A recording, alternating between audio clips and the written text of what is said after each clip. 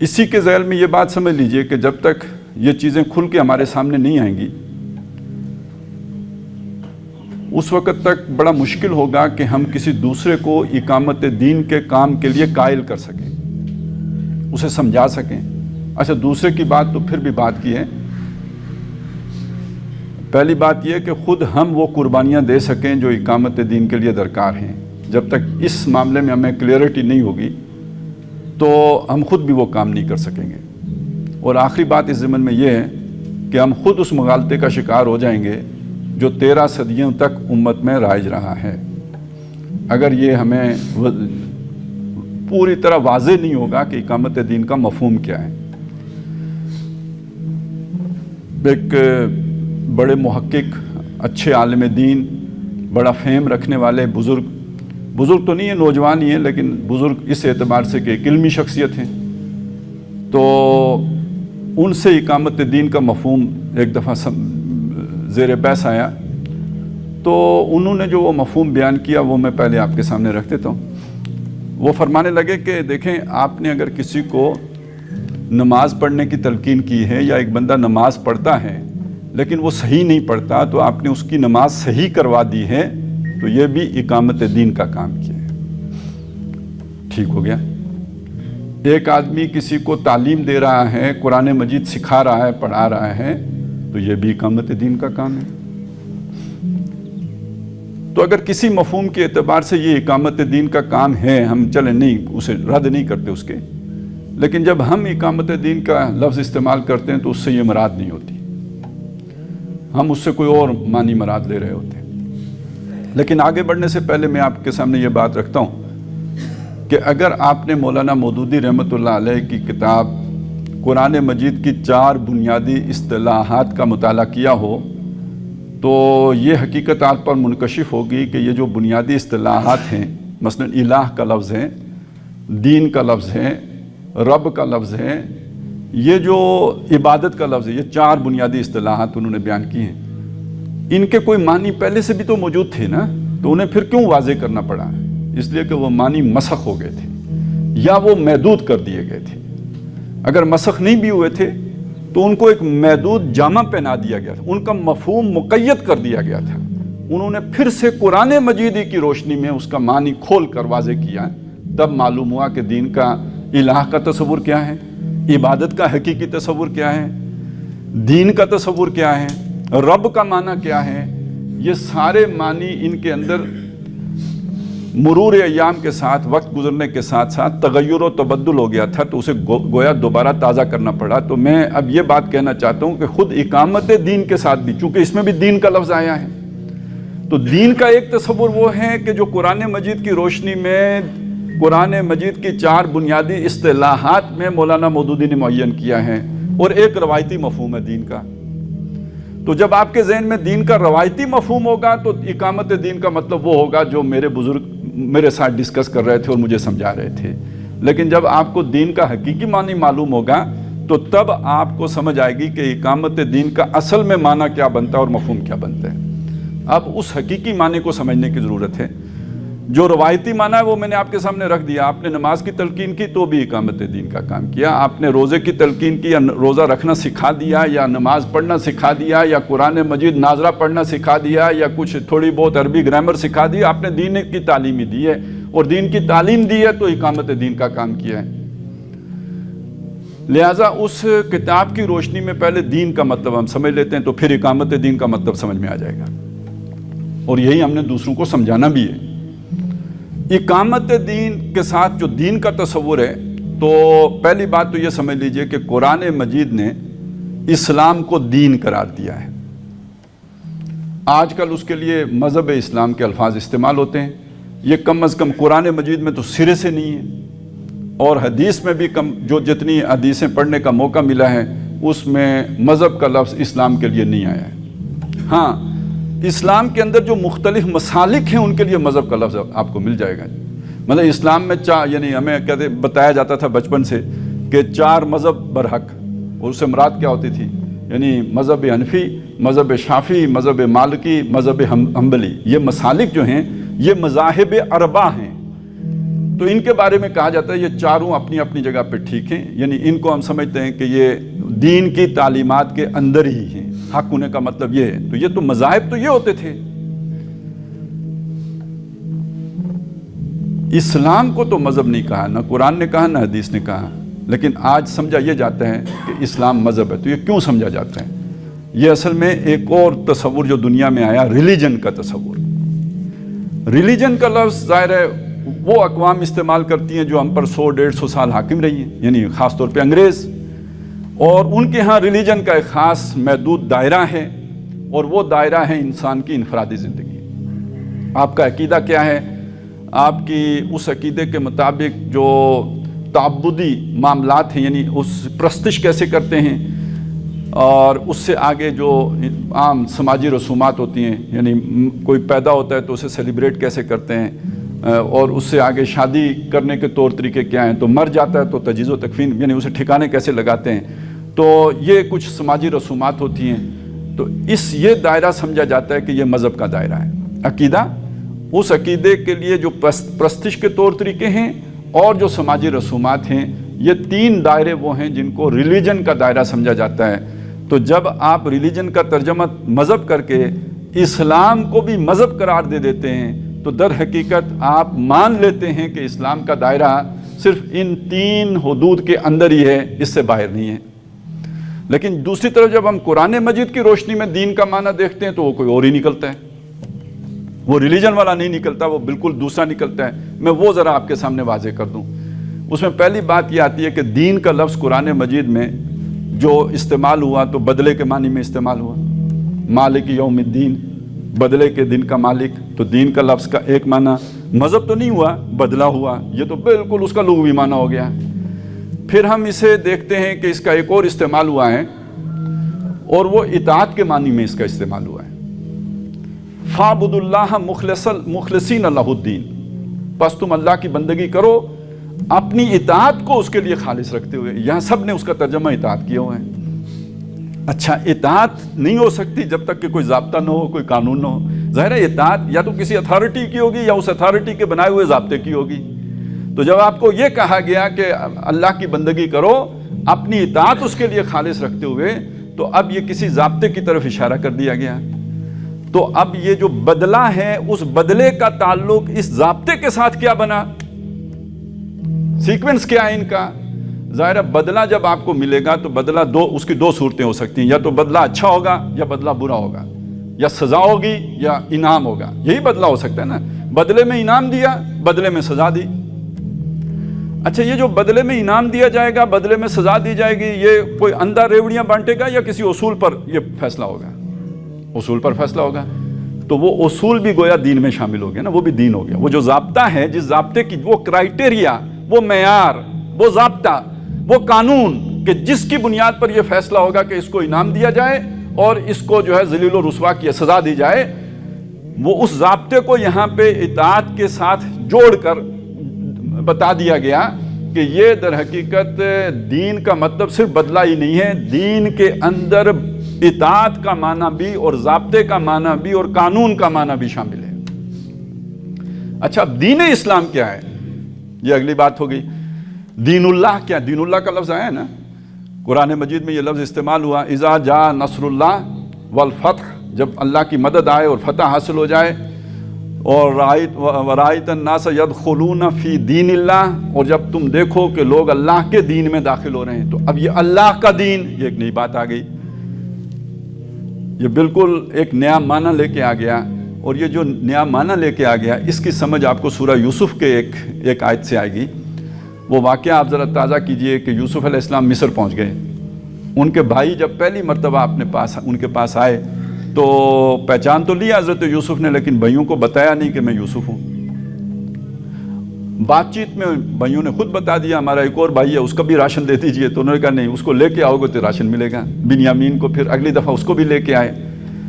تو حضرت یوسف علیہ السلام نہیں چاہتے تھے کہ بنیامین واپس جائے، وہ اسے اپنے پاس روکنا چاہتے تھے، اور وہ روکنے کے لیے پھر وہ ایک لمبا ایک کام ہے، وہ چوری برآمد ہوئی اس کے پاس سے۔ تو انہوں نے اس سے پہلے ان سے پوچھا تھا کہ ہماری ایک چیز چوری ہوئی ہے، انہوں نے کہا ہم چور نہیں۔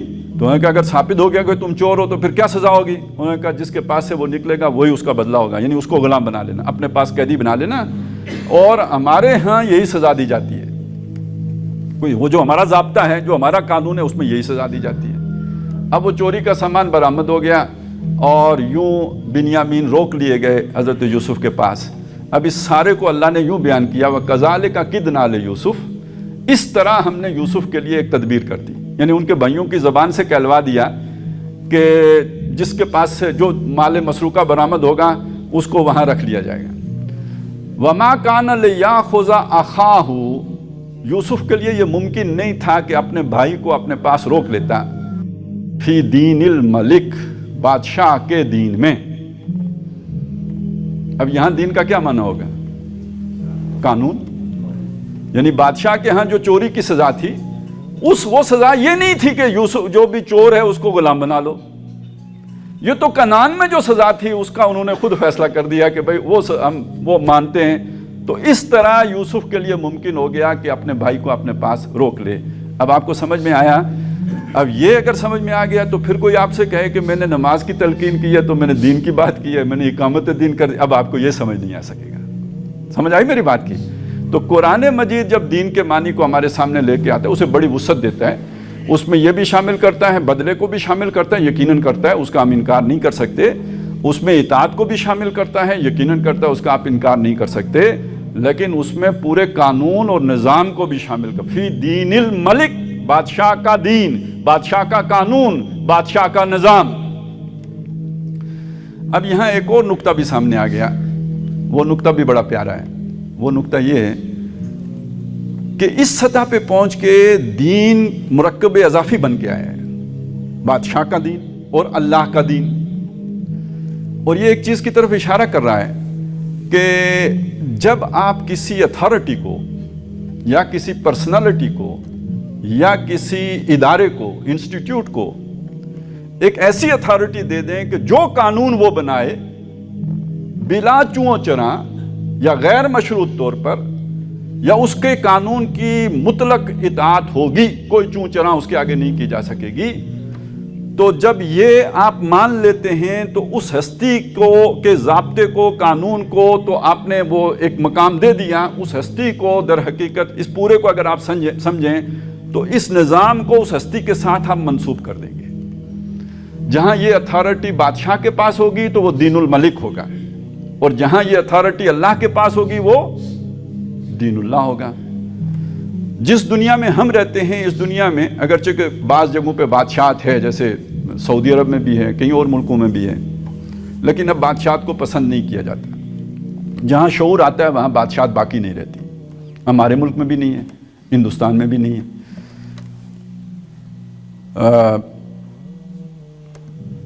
اس کے بجائے دین اللہ بھی کہیں نہیں ہے، کیا خیال ہے؟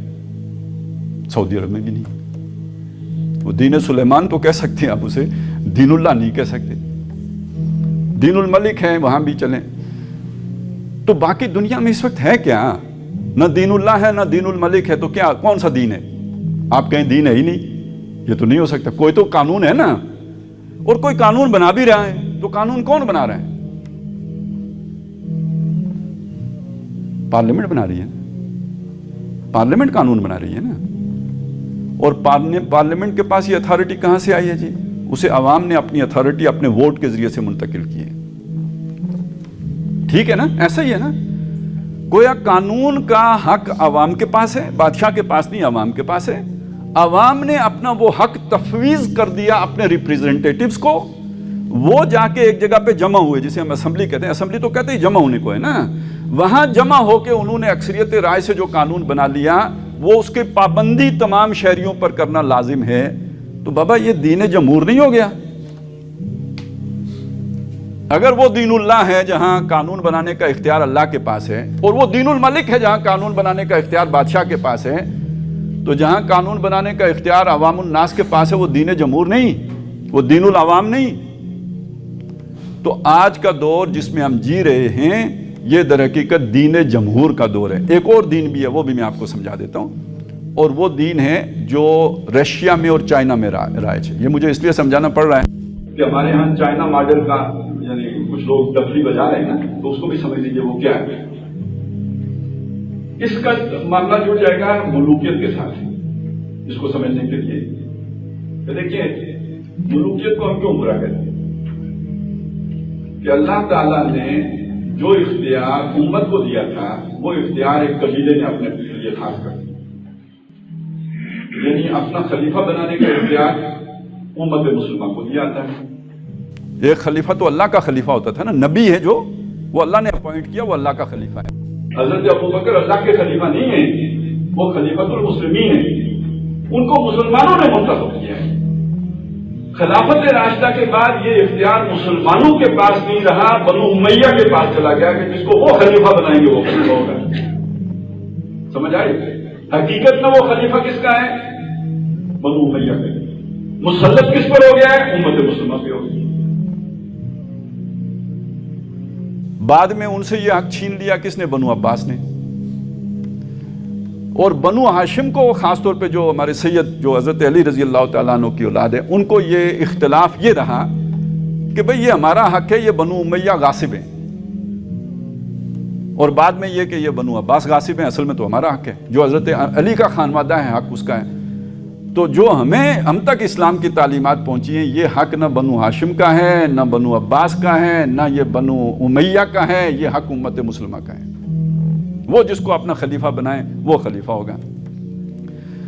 تو چائنا اور روس میں کیا ماڈل ہے؟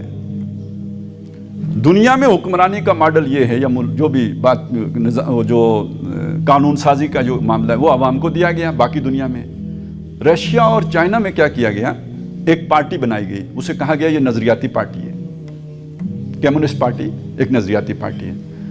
اس کمیونسٹ پارٹی کے اندر سے ایک، جیسے ہمارے ہاں ایک اصطلاح ہے اصحاب حل و عقد، وہ لوگ کہ جو گرہ باندھتے ہیں اور گرہ کھولتے ہیں، کسی مسئلے کا حل کرتے ہیں یا کوئی مسئلہ پیدا کرتے ہیں، وہ جو اتھارٹی ہے جن کے پاس، قبیلے کے جو بڑے لوگ ہوتے تھے، تو انہوں نے اس کا نام رکھا پریزیڈیم.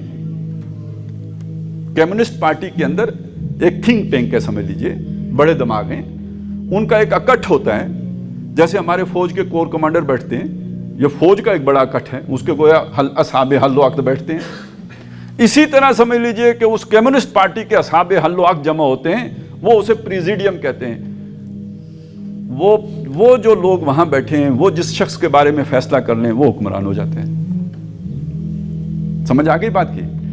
تو جو فیصلہ کبھی بنو امیہ کے بڑے بیٹھ کر کرتے تھے یا کبھی بنو عباس کے بڑے بیٹھ کر کرتے، جو نسل کی بنیاد پر تھا، اس کو نظریے کی بنیاد پر ایک جماعت بنا کر تو ایک آدمی پوری قوم کے اوپر مسلط کر دیا جاتا ہے. تو جب ہمارے ملک میں پریزیڈیم کی بات کی جائے گی یا چائنا ماڈل کی بات کی جائے گی، تو اصل میں کہا جا رہا ہوتا ہے کہ ایک طبقے کی حکومت باقی تمام لوگوں کے اوپر قائم کر دینا.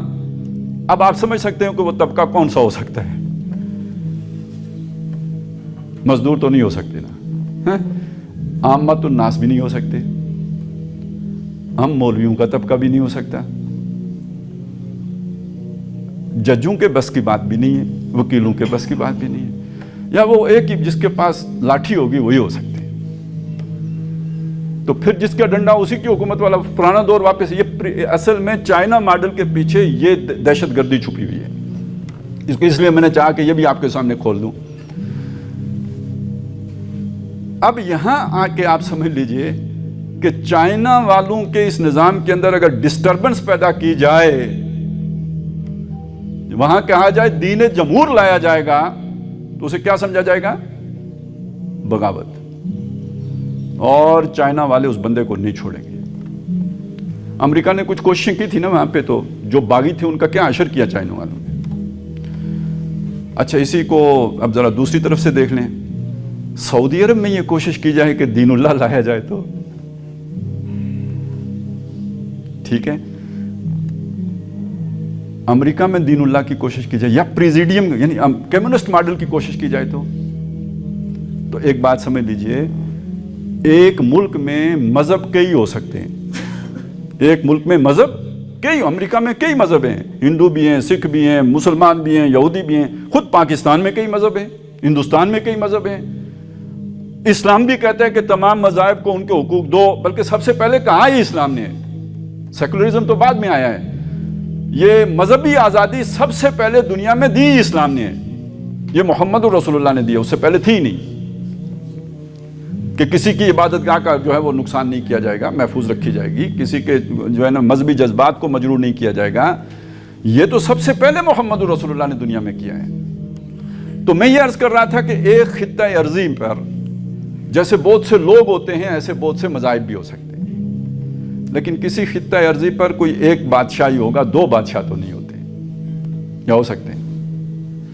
وہ کہتے ہیں نا ایک گدڑی میں یا ایک بستر میں دو فقیر سو سکتے ہیں، ایک پوری مملکت میں دو بادشاہ نہیں رہ سکتے، یہ ہو نہیں سکتا کہ دو بادشاہ رہیں۔ تو اسی پر قیاس کرتے ہوئے سمجھ لیجئے ایک ملک کے اندر دو دین نہیں ہو سکتے، یا وہاں دین جمہور ہوگا یا دین الملک ہوگا یا دین کمیونسٹ ہوگا، ون پارٹی ڈکٹیٹرشپ، یا دین اللہ ہوگا۔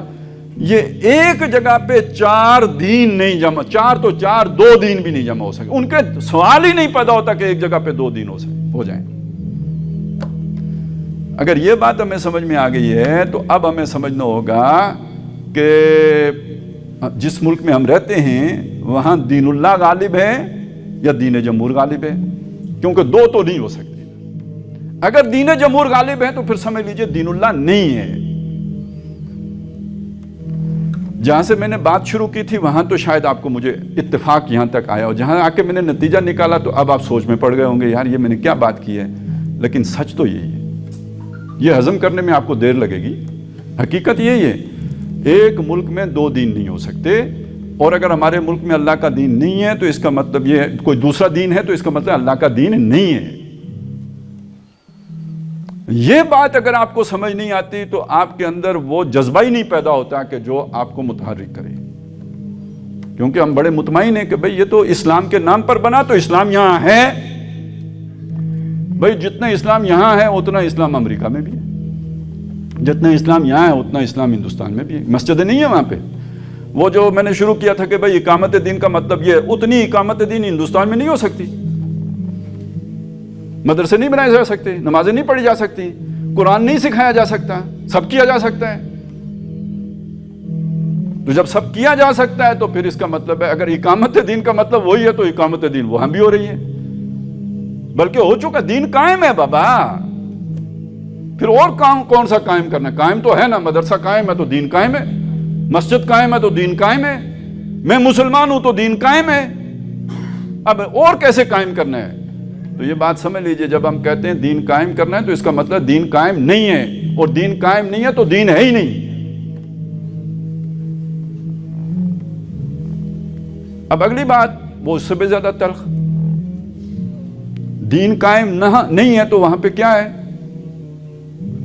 دین کے مقابل کیا چیز آتی ہے؟ قرآن مجید نے جو دین کے مقابل چیز آتی ہے اسے یا تو فساد کہا ہے یا فتنہ کہا ہے، میں ٹھیک کہہ رہا ہوں نا؟ یا یعنی فتنہ کہا قاتلوہم حتی لا تکون فتنۃ، ان کا فتنہ ختم نہ ہو جائے، وَيَكُونَ الدِّينُ كُلُّهُ لِلَّهِ، دین سارے کا سارا اللہ کا نہ ہو جائے۔ تو دین نہیں ہوگا سارے کا سارا تو کیا ہوگا؟ فتنہ ہوگا۔ تو دین کے مقابل ایک چیز تو فتنہ آ گئی، دوسری چیز کیا جی؟ فساد۔ ظہر الفساد فی البر والبحر بما کسبت ایدی الناس، تو دین قائم نہیں ہے تو ایک بات تو فتنہ، دوسری بات فساد۔ تو جن لوگ، اچھا تیسری بات بھی ہے وہ ذرا چلیں وہ بھی سامنے رکھیں، دین جہاں پہ نہیں ہے تو جو اللہ سے ہٹ کر جو قانون بنا رہا ہو اسے قرآن کیا کہتا ہے؟ طاغوت۔ اور جب تک آپ اس طاغوت کا انکار نہ کریں آپ کا ایمان ہی نہیں ہے۔ وَمَن يَكْفُرْ بِالطَّاغُوتِ وَيُؤْمِن بِاللَّهِ فَقَدِ اسْتَمْسَكَ بِالْعُرْوَةِ الْوُثْقَىٰ، طاغوت کا انکار کیے بغیر تو آپ کا ایمان ہی نہیں ہے کہ جس کو اس کا کوئی دیلا ہی نہیں ہے جو اس کا وزن ہو سکے۔ تو اب آ جائیں اس چیز کی طرف میں جو آپ کے سامنے رکھنا چاہتا ہوں کہ جو ایگزسٹنگ سسٹم ہے قرآن کی روح سے یا فتنہ ہے یا فساد ہے یا طاغوت ہے۔ ٹھیک ہو گیا؟ یہاں تک تو ٹھیک ہو گیا، اب آگے ٹھیک نہیں ہے۔ مجھے جو اللہ نے صلاحیتیں دی ہیں، مجھے جو اللہ نے قابلیتیں دی ہیں، جو مجھے اللہ نے تعلیم دی ہے، جو مجھے اللہ نے دماغ دیا ہے، وہ میں نے ایک امتحان دے کے تو اپنی ساری یہ سروسز اس سسٹم کو پرووائڈ کر دی ہیں کہ آپ مجھے بدلے میں تنخواہ دیجیے گا مہینے کے بعد 1 تاریخ کو، تاکہ میں ذرا عیاشی کروں، اور باقی جو میرے پاس تھوڑا بہت وقت بچے گا اس میں میں انشاءاللہ تعالیٰ اقامت دین کی جدوجہد بھی کروں گا۔ ہاں جی، سمجھ آئی میری بات کی؟ یہ میں اپنی بات کر رہا ہوں اور آپ کی بات کر رہا ہوں، یا میں اس طاغوت کی بات نہیں کر رہا ہوں، میں بھی طاغوت کا نوکر، آپ بھی طاغوت کے نوکر، اور اس کے بعد پھر اقامت دین کی کیا حیثیت رہ جائے گی؟ اس میں جس طرح ہم نے اسلامی بینکنگ نکالی ہے نا، اسی طرح کھینچ تان کر ہم یہ نکالتے ہیں کہ چلیں جی کچھ بھی ہے، تھوڑے سے تو مسلمان ہیں نا، آخر وہ دفعہ تو ہے نا، کوئی قانون یہاں قرآن و سنت کے مطابق خلاف نہیں بنے گا، میں اس طرح کی چیزیں کھینچ تان کر کے ہم اس کا جواز نکالتے ہیں۔ میں یہ نہیں کہتا کہ آپ بالکل بھوکے مر جائیں، لیکن یہ کہ جو ہم کما رہے ہیں اس پر اترائیں نہ، جو ہم نوکریاں کر رہے ہیں اس پر فخر نہ کریں، یہ وہ مجبوری ہے، اضطرار ہے، اور کوئی آپ کے پاس حل نہیں ہے۔ جیسے کراہتن کبھی حرام کھانا پڑتا ہے نا، بندہ بھوکا مر رہا ہو بھوک سے، اسے ہو سکتا ہے خنزیر کھانا پڑے، کتا کھانا پڑے، کوئی حرام شے کھانی پڑے، تو کتنی کراہت سے کھائے گا۔ تو یہاں پہ اپنی ترقی کو یہ نہ سمجھیے کہ ہمیں بہت جو ہے نا پر لگ گئے ہیں سرخاب کے، یہ اس کو گھٹیا کام سمجھیں، حرام کھانا سمجھیں، کراہتن کریں یہ کام۔ اگر کرنا بھی ہے، عزیمت تو یہ ہوگی کہ ٹھیک ہے پیٹ پہ پتھر باندھے، عزیمت تو یہ ہوگی کہ فقر اختیار کریں، عزیمت تو یہ ہوگی کہ جو دین کے رستے میں گر گئے، دین نے انہیں اس طرح اپنے گھیرے میں لے لیا کہ اب وہ دنیا کے کام جوگے رہے نہیں، اکثروا فی سبیل اللہ، اللہ کی راہ میں جو ہے وہ محصور ہو گئے، عزیمت تو یہ ہوگی۔ لیکن یہ کہ اگر کوئی ٹھیک ہے اپنی مجبوری بچے پالنے کے لیے کرنا پڑتا ہے، تو پھر کم از کم سوچ تو واضح ہو نا کہ یہ میں مجبوراً کر رہا ہوں، بالکراہ کریں۔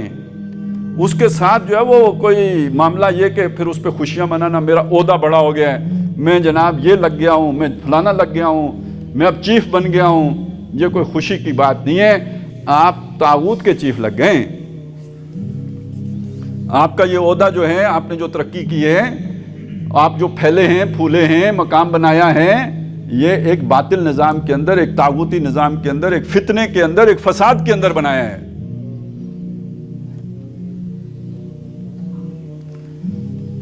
تو یہ اگر ہماری زندگی کا رویہ ہوگا تو ہم اقامت دین کر رہے ہیں بھائی۔ اگر ہم اس کا انکار کیے بغیر، پھر یوں سمجھیے وہ ہمارا جو محاورہ نہیں ہے تھوک تھگڑی، ایک تو پکی پیوند لگاتے ہیں نا جسے ٹانکا لگا کے لگاتے ہیں اچھی طرح سے، اور ایک پیوند وہ لگتا ہے کہ بھائی وہ تو نہ سوئی ہے نہ دھاگا ہے، آپ نے بس تھوک لگایا اور کپڑے کے اوپر دوسرا کپڑا چپکا دیا اور سمجھا یہ بڑا مضبوط پیوند لگا ہے۔ وہ تو جب وہ آپ کی تھوک سوکھے گی تو پیوند بھی گر جائے گا۔ تو یہ تھوک تھگڑی ہے، یہ کوئی جو ہے کوئی مضبوط کام نہیں ہے، کوئی مستحکم کام نہیں ہے۔ اور اگر آپ کو میری بات کوئی اجنبی بات لگے تو پھر دوبارہ وہ جو 4 بنیادی اصطلاحات ہیں جا کے وہ پڑھ لیجئے۔ لٹریچر تو ہمیں یہ بتاتا ہے بھائی، کتاب تو یہ بتاتی ہے، قرآن بھی یہی بتاتا ہے۔ اچھا اب آ جائیے کہ آپ کو یہ بات اگر اجنبی لگے، اور یقیناً لگنی چاہیے، اگر نہیں لگی تو پھر میری بات سمجھ میں ہی نہیں آئی، ضرور لگنی چاہیے، کیونکہ ہم تو معروف کسی اور شے کو بنا کے بیٹھے ہوئے ہیں۔ تو تقابل کر لیجئے کہ صحابہ کرام کا اسلام کیسا تھا۔ بیچ میں تو آپ کو گڑبڑ نظر آ جائے، یہاں تو وہ بھی لوگ ہیں جنہوں نے انگریز کی فوج میں بھرتی ہو کے جا کے خانہ کعبے پہ گولیاں چلائی ہیں، ٹھیک ہے، وہ پھر بھی مسلمان تھے۔ جنہوں نے جا کے یروشلم کا قبضہ لے کے دینے میں انگریز کی مدد کی، پھر بھی مسلمان تھے۔ اللہ اللہ خیر، کیا فرق پڑا؟ یہ نوکری ہے بھائی، وہ نماز ہے، وہ ہو سکتا ہے وہاں بھی نمازیں پڑھ کے دعا کی ہو، یا اللہ کل کامیابی عطا فرمانا۔ کتنے ہوں گے ایسے؟ اچھا یہ پھر جب 60 سال ان کی عمر ہوتی ہے، اندر تو ضمیر نام کی کوئی شے ہوتی ہے نا، بل الانسان علی نفسہ بصیرہ۔ سب سے زیادہ پھر اس کے بعد یہ آ کے تو دینی جماعتوں میں شامل ہو کے، بلکہ پھر یہاں بھی وہ پوزیشن انجوائے کرتے ہیں نا، کیونکہ تجربہ زیادہ ہوتا ہے، کہتے ہیں ان کا تجربہ زیادہ ہے، انہوں نے باطل کو سرو کرنے میں بڑی خدمات سر انجام دی ہیں، تو اب یہ اللہ کو آخری عمر میں آ کے سرو کرنے کے لیے آئے ہیں، تو یہاں پہ بھی بڑی خدمات سر انجام دیں گے، ان کے تجربے کا فائدہ اٹھائیں گے ہم۔ تو وہ مجھے یاد آ گیا کہ ایک جلسہ کہتے ہیں پہلے وقتوں میں، یہ جب تحریک خلافت چلی تھی، کون سی تحریک؟ وہ جو محمد علی جوہر والی بولی اماں محمد علی کی جان بیٹا خلافت پہ دے دو، وہ والی تحریک جب چلی انگریز کے خلاف، اس میں پھر وہ تحریک ترک موالات میں وہ تبدیل ہو گئی، انگریز کی نوکری بھی حرام اور انگریز کو ٹیکس بھی نہیں دینے، یہ وہ دور آ گیا۔ تو اس تحریک کا ایک جلسہ ہو رہا تھا خالق دینہ ہال کراچی میں، اور اس جلسے میں فرنٹ رو پر آ کے بیٹھے ہوئے وہی لوگ تھے جو ریٹائرڈ ہو چکے تھے، لیکن جنہوں نے نوکریوں کے دوران یروشلم تک انگریزوں کی خدمات سے انجام دی تھی۔ تو سٹیج پہ جو لوگ بیٹھے ہوئے تھے ان میں ایک مولوی صاحب کو وہ جانتے تھے، انہیں بڑا تاؤ آ رہا تھا کہ یار یہ کدھر آ کے یہاں بیٹھ گئے۔ تو بہرحال جب مولوی صاحب کا نمبر آیا تو انہوں نے اسی دوران کوئی نظم جو ہے نا وہ بنا لی تھی، اور اس کا جو پہلا شعر تھا میں وہی سنا سکتا ہوں اس وقت آپ کو، کہ بن کے اب ترک موالات کے حامی آئے، بن کے اب ترک موالات کے حامی آئے، کر کے برباد حرم کو یہ حرامی آئے۔ تو آخری عمر میں وہ ایک شاید شیخ سعدی کا ہے یا مولانا روم کا ہے کہ وقت آخر گرگ ظالم می شود پرہیزگار، ایسا ہی ہے نا کہ جب وقت آخری آتا ہے تو ظالم جو درند وہ ہوتا ہے نا بھیڑیا، وہ بھی پرہیزگار بن جاتا ہے۔ اگرچہ کہ آج بعض ظالم بھی مزید ظالم ہو جاتے ہیں، لیکن اکثر لوگوں کا معاملہ یہ ہوتا ہے کہ اس وقت انہیں پرہیزگاری کا دورہ پڑتا ہے، بلکہ پورا ہزا ہوتا ہے۔ اصل بات تو نوجوانوں کی ہے، زندگی جو دیکھیں، زندگی کے بارے میں جو آخرت میں سوال ہوگا اس میں دو حصے ہیں اس کے، عمر کہاں لگائی ہے اور جوانی کہاں کھپائی ہے۔ سمجھ آئی؟ یہ دو سوال کیوں ہیں کہ آپ میں جو جوش ہے، جو جذبہ ہے، جو امنگ ہے، جو آرزو ہے، جو عشق اور جنون کا جو دور ہے، وہ تو جوانی کا دور ہے۔ وہ تو باطل میں کے لیے سارا وقف کر کے، دنیا کو کما کے، دنیا رنگین کر کے، دنیا جنت بنا کے آ گئے ہو۔ تو اللہ نے بھی تو جو احتساب کا نظام رکھا ہے، سوالات بڑے پورے تیار کر رکھے ہیں، اس نے بھی جوانی کا علیحدہ پوچھنا ہے، پوری زندگی کا علیحدہ پوچھنا ہے، جوانی کا خاص طور پہ علیحدہ پوچھنا ہے، جوانی کہاں لگائی ہے۔ تو بھائی اقامت دین کے کام کا آغاز تو اس تصور کی کلیئرٹی سے ہوتا ہے، وگرنہ ہم اقامت دین کے نام پر تھک تھگڑی کر رہے ہوتے ہیں اور اپنے آپ کو بھی دھوکہ دے رہے ہوتے ہیں۔ اب اسی کو میں نے جوڑا ہے کہ صحابہ کرام کے ساتھ اگر آپ اسے جوڑ کے دیکھیں تو یہ حضرت ابو بکر اپنا سارا کاروبار تباہ کر بیٹھے تھے یا نہیں؟ اپنے گھر میں کئی مرتبہ جھاڑو دے کے سارا کچھ لا کے محمد الرسول اللہ کے قدموں میں ڈھیر کر دیا یا نہیں؟ حضرت عمر رضی اللہ تعالیٰ عنہ، اچھا چلیے اس کو بھی، اس سے بھی پیچھے چلے جائیں، حضرت ابراہیم علیہ السلام، گھر چھوڑا، رشتہ دار چھوڑے، باپ چھوڑا، آگ میں چھلانگ لگائی، پھر قوم اور وطن چھوڑا، پھر اللہ نے بڑھاپے میں ایک بیٹا دیا، اس کی گردن پر بھی چھری چلانے کے لیے تیار ہو گئے۔ یہ سارا سنا کے سورہ ممتحنہ میں اللہ تعالیٰ فرماتے ہیں کہ تمہارے لیے ابراہیم کی زندگی میں نمونہ ہے۔ اور یہ جو ہمیں ہر سال قربانی کرتے ہیں، یہ بکرے ذبح تو نہیں کروانا چاہتا اللہ، یہ بتانا چاہتا ہے کہ یہ قربانی کا وہ جذبہ جو ابراہیم کا تھا یہ تمہارے اندر ہونا چاہیے۔ وہ جذبہ کیسے پیدا ہوگا؟ جب تک کہ اقامت دین کا یہ تصور ہم اچھی طرح سمجھیں گے نہیں، یہ قربانی کا جذبہ نہیں پیدا ہو سکتا۔ یہ نظام کیا ہے؟ یہ نظام باطل ہے۔ یہ دین حق کا تقاضا کیا ہے؟ مجھے اس نظام سے کٹ کے رہنا ہے، جڑ کے نہیں رہنا، اور اس کے نتیجے میں ظاہر ہے پھر فقر کی زندگی ہے۔ آپ کو آسائشات تو میسر آئیں گی اس نظام کے ساتھ جڑنے کے ساتھ، سہولتیں تو ملیں گی، آپ کو میڈیکل کی سہولت چاہیے، آپ کو اور جو بھی سہولتیں، وہ تو اس نظام سے جڑنے کے نتیجے میں، اس کی خدمت کرنے کے نتیجے میں ملیں گی۔ جنت ادھر ہے، اور اس نظام سے کٹیں گے تو فقیری ہے۔ تو میں نے علی وجہ البصیرہ یہ بات اس سے پہلے بھی کئی مرتبہ کہی، آپ کے سامنے ابھی تفصیل سے رکھی ہے، لیکن یہ بات جب بھی میں سورہ شورا کی ان آیات سے گزرتا ہوں تو یہ ایک بات کہتا ہوں کہ جس آدمی کا آخرت پر یقین ایسے نہ ہو جائے نا جیسے ہم آج ایک دوسرے کو دیکھتے ہیں، ایسا یقین آخرت پر نہ ہو جائے، کم از کم اقامت دین کی جدوجہد انسان نہیں کر سکتا۔ اقامت دین کے عنوان کے تحت کچھ نہ کچھ ہلا گلا کر سکتا ہے، इकामत दीन का की तरफ पेश कदमी नहीं कर सकता। इकामत दीन का मतलब है एक निज़ाम से कटना और दूसरे निज़ाम को कायम करने की जिद्दोजहद करना, बातिल के निज़ाम से कटना और अल्लाह के दीन को गालिब करने की जिद्दोजहद करना, इसके लिए तन मन धन लगाना। अब आ जाएं इस नुक्ते की तरफ, ये भी बहुत अहम है। ज़िंदगी के किसी मोड़ पर यह समझ आ गई, 24 साल की उम्र में आ गई, 18 साल की उम्र में आ गई, 14 साल की उम्र में आ गई, 16 साल की उम्र में आ सकती है, आ गई। उसके बाद बंदा चल पड़ा, उसी तरह जुनून से चल पड़ा जैसे अभी मैंने जो तकाजा सामने रखा। फिर आखिर उसकी 22, 24, 26 साल की उम्र में शादी हो गई। अब नए तकाजे सामने आए। मौलाना मौदूदी रहमतुल्लाह अलैह के वाक़यात, 2 मरतबा ये वाक़या कोट किया गया, 2 अलग-अलग वाक़यात हैं। कोई रुकन था, तो उस इलाके में इज्तिमा हुआ, मौलाना मौदूदी तशरीफ़ ले गए, उन्होंने उस रुकन के बारे में पूछा जिसकी शादी हुई थी, तो उन्हें बताया गया कि वो नहीं आ सके, उनकी शादी हुई है। तो उन्होंने कहा इन्ना लिल्लाहि व इन्ना इलैहि राजिऊन। एक और रुकन का भी यही मामला हुआ। किसी ने सवाल उठाया कि यार ये शादी का मौका तो खुशी का मौका है, मौलाना ने क्यों इन्ना लिल्लाहि व इन्ना इलैहि राजिऊन पढ़ा? ये तो अल्हम्दुलिल्लाह कहना चाहिए था, इस पर तो खुशी की बात थी, तो माशाअल्लाह कहना चाहिए था। ये इन्ना लिल्लाह के यहाँ पे क्या मतलब है?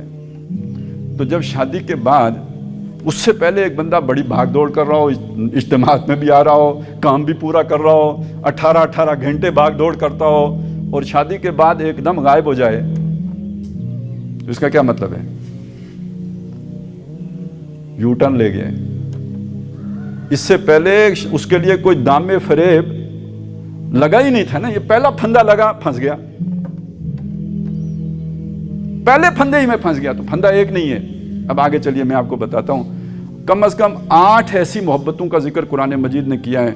आबाउकुम, अबनाउकुम, इखवानुकुम, अज़वाजुकुम, अशीरतुकुम, अमवालुन इक्तरफ्तुमूहा, तिजारतुन तखशौना कसादहा, मसाकिन तर्ज़ौनहा। 8 चीज़ें हैं। बाप दादे, पोतियाँ पोते, औलाद, बेटियाँ बेटे, भाई बंद, अज़वाज बीवियाँ और बीवियों के लिए उनके शौहर, अशीरा बरादरी, ये कितने हो गए जी? 5। और 3 कौन से हैं? अमवालो निक तरफ तुमुहा, वो माल जो मेहनत से कमाए हैं। करप्शन से कमाए माल से मोहब्बत नहीं होती, मोहब्बत होती है मेहनत से कमाए हुए माल से। अमवालो निक तरफ तुमुहा। तिजारतुन तखशौना कसादहा, वो तजारत जिसके साथ बाजारी का या जिसके नुकसान का तुम्हें धड़का लगा रहता है। मसाकिन, घर, तरज़ौनहा, जो तुम्हें दिल लुभाते हैं, तुम्हें पसंद आते हैं। अहब्बा इलैकुम मिनल्लाहि व रसूलिही व जिहादिन फी सबीलिही, अगर ये 8 चीज़ें तुम्हें महबूब तर हैं, या इनमें से कोई एक चीज़ तुम्हें महबूब है, अल्लाह से, अल्लाह के रसूल से और अल्लाह की राह में ये जिद्दोजहद करने से, जाओ। फतरब्बसू, जाओ का मतलब क्या है? अल्लाह की कोई मदद तुम्हारे साथ नहीं है, जाओ। जो जैसे आप किसी को अपने दफ्तर से निकाल दें, गेट आउट, और इंतजार करो हत्ता याती अल्लाह बिअमरी, यहां तक कि अल्लाह का अमर आ जाए, यानी मौत आ जाए। यानी फेल हो चुके हो तुम, नथिंग डूइंग, अब तुमसे कोई गरज नहीं है हमें, जाओ अब मौत का इंतजार करो। और क्या फेलियर है? वल्लाहु ला याहदिल कौमल फासिकीन, ऐसे फासिकों को अल्लाह कम से कम हिदायत नहीं देता। छुट्टी, हिदायत से महरूम हो चुके हो। तो ये 8 मोहब्बतें, वो तुम्हें एक बीवी थी ना, ये एक फंदा नहीं है, 8 फंदे हैं जो हमारे दाएं बाएं लगे होते हैं, और जो हर वक्त हमें पुल कर रहे होते हैं। और किस चीज से हटा रहे होते हैं? अल्लाह की राह में जिहाद करने से।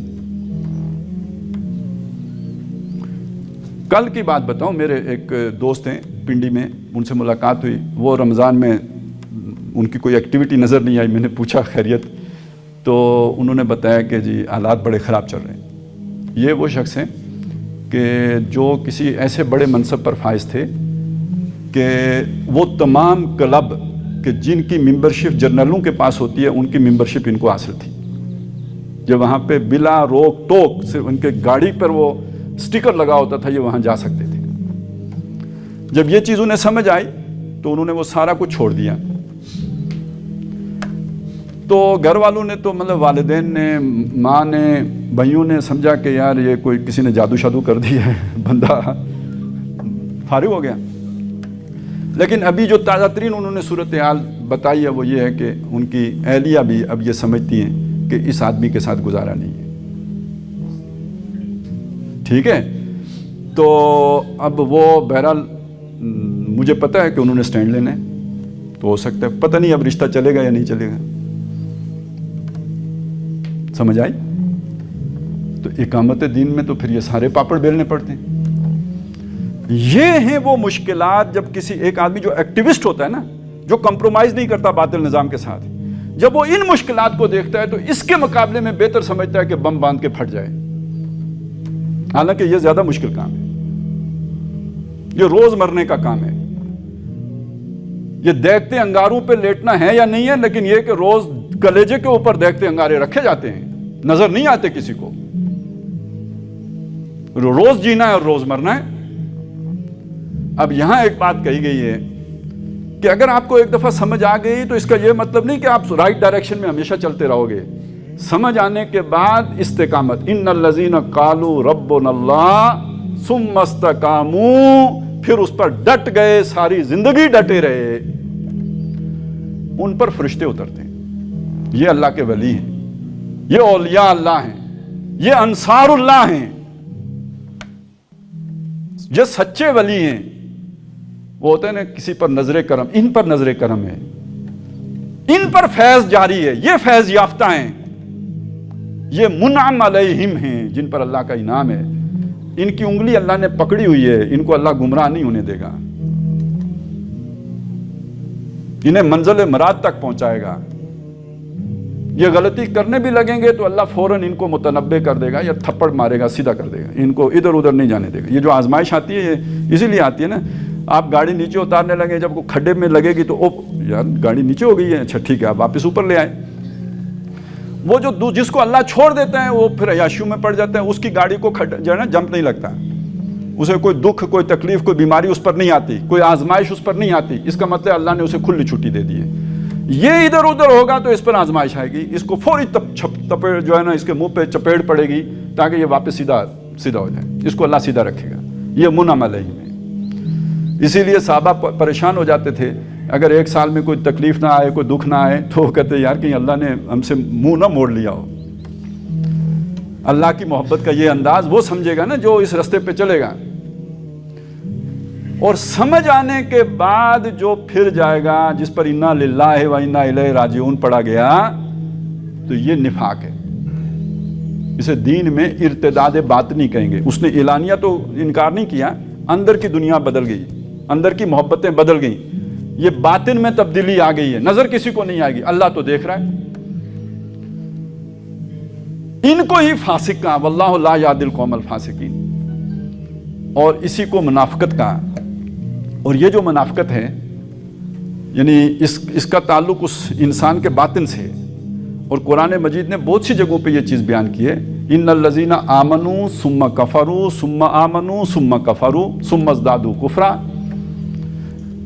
ذالک بانہم آمنوا ثم کفروا فتوب علی قلوبہم. یہ اس لیے ہوا کہ یہ ایمان لائے تھے پھر کافر ہو گئے، اس لیے اللہ نے ان کے دلوں پر مہر کر دی. اب ظاہر ہے یہ ظاہری کفر تو نہیں ہے. عبداللہ ابن ابی نے ظاہراً تو کبھی کفر نہیں کیا تھا، یہ باطنی کفر ہے، یہ داخلی کفر ہے. اسی طرح آتا ہے کہ ان الذین کفروا بعد ایمانہم ثم ازدادوا کفرا. وہ لوگ جنہوں نے کفر کیا ایمان لانے کے بعد اور پھر کفر ہی میں بڑھتے چلے گئے. تو ایمان لانے کا مطلب کیا ہے؟ آپ کو اللہ کی معرفت کے ساتھ یقین ہو گیا اور اس کے نتیجے میں اپنی ذمہ داریوں کا بھی احساس ہو گیا. اور اس کے بعد کفر کیا ہے؟ وہ ایمان کا شہادت تو برقرار رہی، اشہد ان لا الہ الا اللہ، لیکن اندر کی دنیا بدل کے کوئی اور محبتوں کی گرفتار ہو گئی تو معلوم ہوا اندر سے یو ٹرن لے گیا، باہر ابھی ادھر ہی کھڑا ہے. یہ کون ہے جی؟ یہ منافق ہے. اور یہ جو منافق ہے یہ منعم علیہم نہیں ہے، یہ مغضوب علیہم ہے. آپ نے صراط مستقیم مانگی تھی نا، یہ صراط مستقیم ہے. جو اس صراط مستقیم پر چلا وہ انعام یافتہ ہو گیا، جس نے اس سے یو ٹرن لے لیا وہ مغضوب علیہم ہے. جسے یہ صراط مستقیم ساری زندگی نظر ہی نہیں آئی وہ ضالین ہے، وہ گمراہ ہے، اسے رستہ ملا نہیں. وہ راستہ گم کر بیٹھا, وہ اس راستے پہ کبھی آیا نہیں. تو میں اور آپ جس جگہ پہ کھڑے ہیں ایسا تو نہیں کہ ہمیں راستہ معلوم نہیں, ہمیں تو راستہ معلوم ہے. اب ہمارے پاس تو 2 امکانات باقی رہ گئے. گمراہ والا تو رہا نہیں, ختم ہو گیا, راستہ تو دکھا دیا گیا. آگے 2 امکانات, یا تو منعم علیہم ہوں گے جن پر انعام ہوا, یا مغضوب علیہم ہوں گے. ہمارے لیے کوئی تیسرا راستہ نہیں ہے.